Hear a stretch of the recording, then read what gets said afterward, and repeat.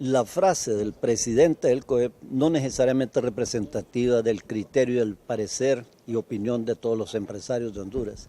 En primer lugar, hay que articular que existe la gran empresa, la pequeña empresa, la mediana empresa y la microempresa, cuyos empresarios son grandes como los grandes, porque producen, comercializan y venden.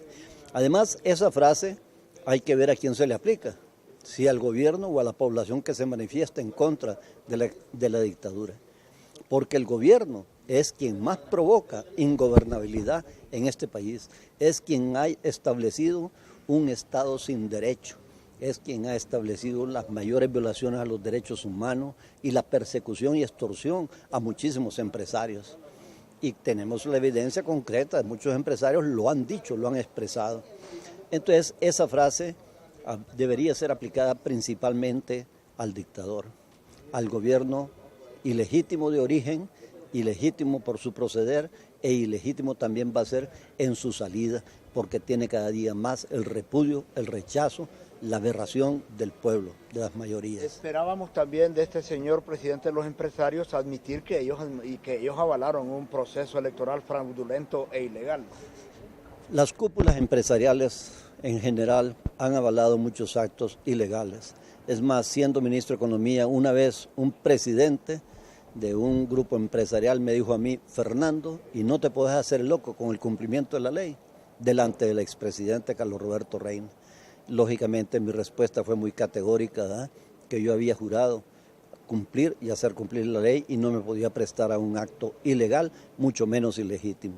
Sin embargo, eso no califica, esas apreciaciones no califican a todo el empresariado nacional y aún a algunos de carácter internacional que no se dejan llevar por el soborno, la compra, la corruptela, las comisiones. Por consiguiente, debemos de hacer las valoraciones con una precisión cada día mayor y buscar el entendimiento entre partidos políticos, organizaciones sociales, grupos empresariales y algunos grupos religiosos que tienen un compromiso permanente con las mayorías del pueblo y con sus derechos humanos y por humanos y derechos legítimos. ¿La presión social de la gente en las calles será un detonante para que este señor abandone el poder, don Fernando? Debe ser el elemento fundamental y en la medida que el pueblo esté cada día más consciente, más organizado y más movilizado, un gobierno de transición va a tener mayores elementos para poder realizar las transformaciones profundas y preparar las otras que requiere el pueblo hondureño. ¿Los grupos fácticos qué papel han jugado en todo esto? Hablo de la Iglesia Católica, la Iglesia Evangélica, Embajada Americana, empresa privada, los mismos militares y la universidad que se ha llamado al silencio ante esta situación.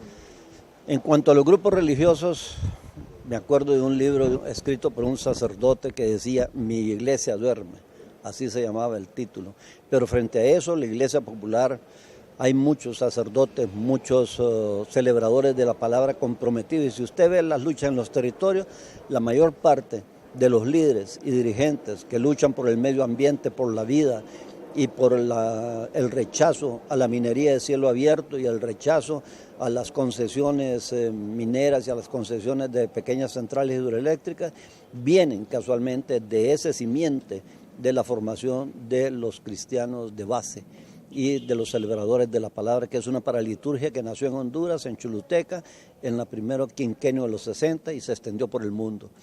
Y por otro lado, hay otros grupos también que cada día tienen más conciencia de que esto ya es insostenible totalmente y que hay que transformarlo profundamente. Lo que sí hay que estar consciente que entre más profunda es la transformación que requerimos en el país, más tenemos que hacer callos en los codos, estudiando las respuestas técnicamente válidas, políticamente viables y jurídicamente respaldadas. Sí, ahora, don Juan Orlando Hernández, ¿es el principal problema de Honduras? Considero que el grupo empresarial que él representa, que está involucrado en altos casos de corrupción y de narcoactividad, es el principal responsable. Y él, por así decirlo, el vocero y su familia que ha estado involucrado en estos actos que le condenan, aunque no sea judicialmente.